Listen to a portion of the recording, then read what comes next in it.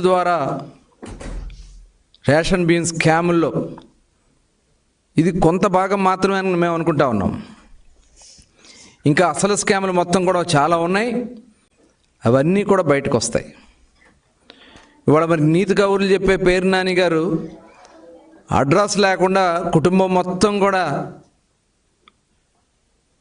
గ్యాలప్స్ అయిపోయారు. ఏ గోడరికి పారిపోయాడో అడ్రస్ లేకుండా వెళ్ళిపోయి నిన్నొచ్చి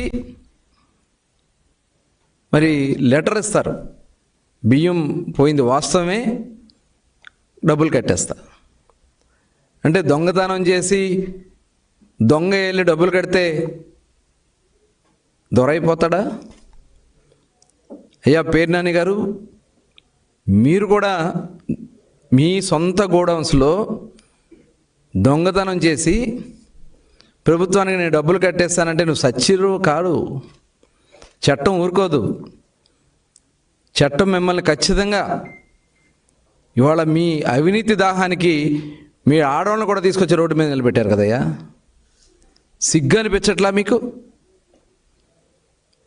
ఇంత పేదల సొమ్ముని దోచుకోవడానికి మీకు సిగ్గు అనిపించట్లా? ఇవాళ మేమంతా కూడా మొత్తం గోడౌన్స్ కన్స్ట్రక్షన్ దగ్గర నుంచి నీకు రాజకీయమే వ్యాపారం. ఇవాళ నీ గోడౌన్స్ ఎక్కడి నుంచి తెచ్చి కట్టావు? పేదల్ని భయపెట్టి